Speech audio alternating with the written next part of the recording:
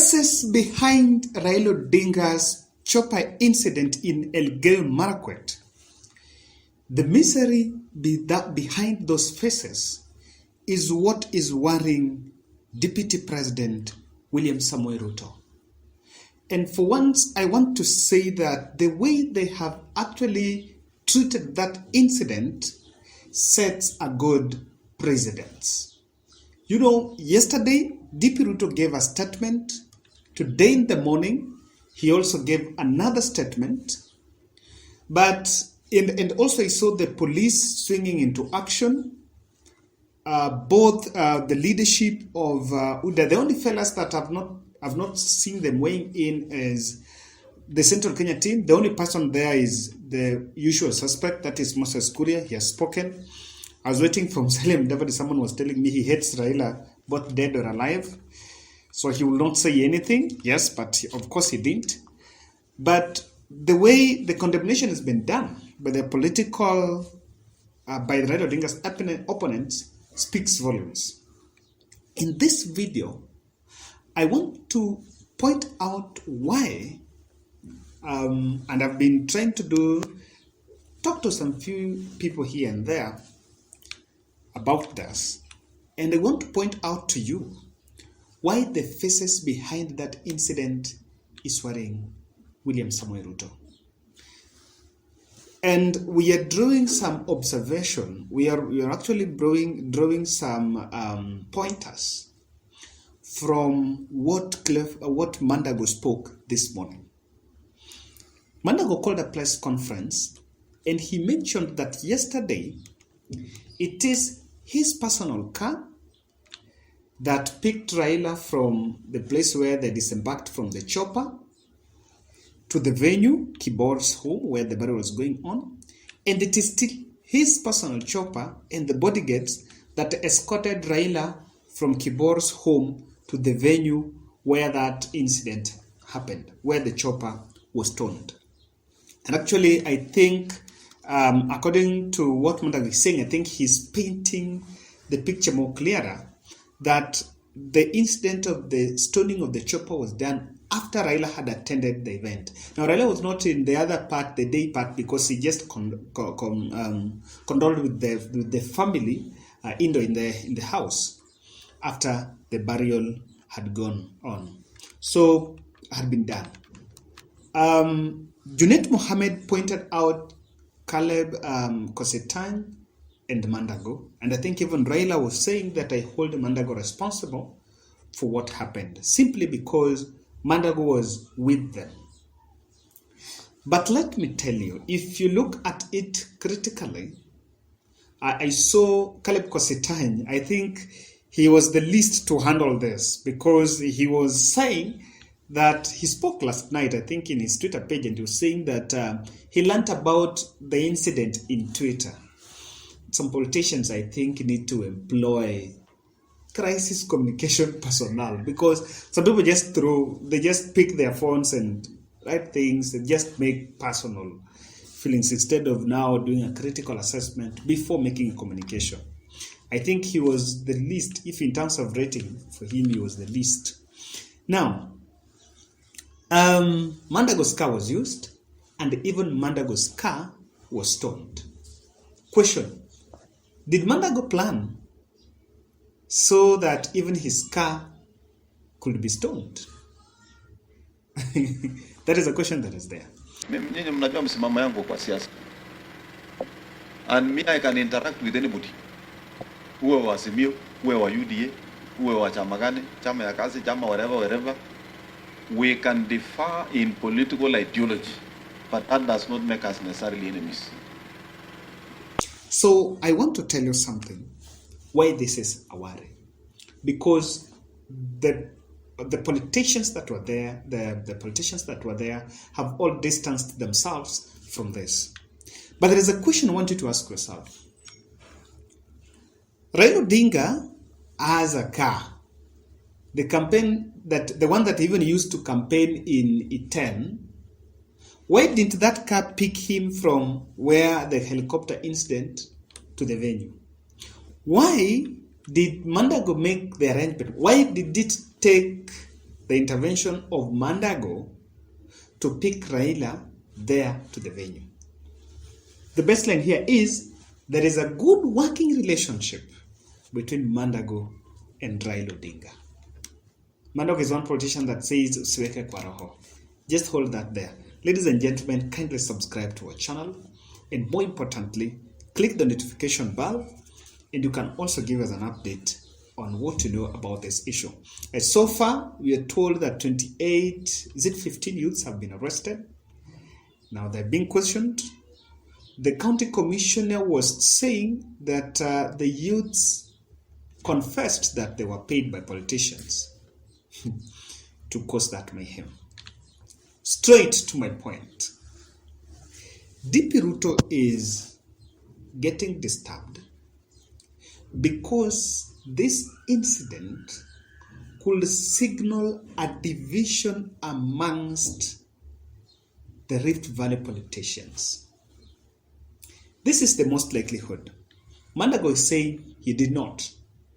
The fact that Mandago, because the question was who was hosting Raila in that event? The Kibor's home. The stature of Raila is not a politician that will just go to an event. There must be that prior arrangement for him to go and attend. And you know that was announced the previous day. And one theory that is here, and when we were doing our own peer conversations, some few people here and there, we understand that Mandago was the person who was hosting Raila in that event. Now, there is a likelihood, because even his car was told, so there is a likelihood that some politicians were very uncomfortable by Raila's presence in Kibor's event. Because to them, it will be the politics, internal politics playing out. That someone wants to sideline and show, or someone did not feel comfortable that Mandago hosted Raila in that event. And if you look at his press conference, he looks, in Rift Valley, I think he looks very determined on what he said, that he did not. So most likely, the internal wrangles there are some politicians that felt uncomfortable. Number two, Ruto knows very well that this could still be the face behind this incident would be a face that wants to taint his name. And this has been achieved so far because immediately Raila came out of that place. What happened is when they posted the photos, you know, there were two incidences. There was that helicopter incident and there was the heckling. Now, the heckling did not even get the attention. What is now getting attention is the chopper issue. So, what took the attention so far was that they now mentioned, I think Babu Wino and a host of Raila supporters were saying that now William Ruto should campaign in his bedroom. Let me give you my punchline in this analysis. The biggest worry here is what the police are going to do when they swing into action. And Mandago was asking them, don't just give instructions and condemn. We want to see actions. There are two actions. And in fact, I was talking to a police officer, like, what happens? I was asking some police officer who's a very good friend of mine, now what happens? One, it's what they have done. They are going to arrest those fellas, and after arresting them, they'll be charged, but because of politics, they will not be locked anywhere. They will just be set free, and of course with some warning letters.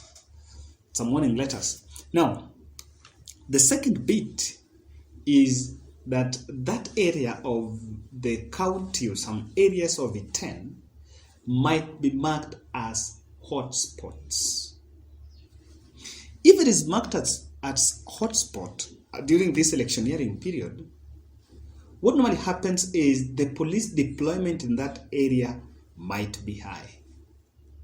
When the police deployment is high during electioneering period, most likely there is that likelihood of a friction between the men in uniform and the civilians. And that is not very healthy or very conducive during electioneering period. One of the triggers of violence or this altercation between the public and the men in uniform is their presence. Because immediately when people see the numbers are high in those areas, they start asking questions. Why are we sending many police officers? Why is it not this way? No, that is going to happen. And that might actually mean that not just that area. This is not something that politicians want to see. You remember during 2017, Raila used to complain and ask, why are you sending many police officers in these places? Why are you sending many police officers in these major towns? If you remember very well, NASA used to complain because it does not augur well. It brings bit of that some fear, and some people might not even come out of their houses to go and campaign, and that is why DP Ruto doesn't want to hear this. What this also means is when these areas are actually marked as hotspots, and I think I'm against that issue. Even if you mark areas as hotspots, I think it should not be publicized. That the list is somewhere online. People see this area and that area. I don't think. I think it should be more of a declassified arrangement in the security system. So people might even move from those places. They might fear there may be an element of violence, and people can start now migrating from those places, and people who are moving out maybe had registered to vote in those areas, and that might affect the voter turnout. So ladies and gentlemen, that's why he is not very comfortable with it. Number 3 is this, or I don't know whether it's number 3 or number 4, but somewhere. If you look at the chopper, and I want you to look at this chopper here, that chopper is by corporate helicopters. That is someone's business. That is someone's business. So you can do your own research and find out who owns corporate helicopters. Then you will see how the interest is high, because someone's business also suffered a loss. You understand? This is something that does not work well, because of course it will run, then these narratives can always be there. This is electioneering period, and what politicians do is they will pick all the small stones to put together so that it becomes a mountain. Because everyone wants a mountain for their opponent. That is it. Lastly, I think people have argued that the Raila Chopper incident is maybe attracting sympathy on his side, and maybe subtracting beat on William Ruto.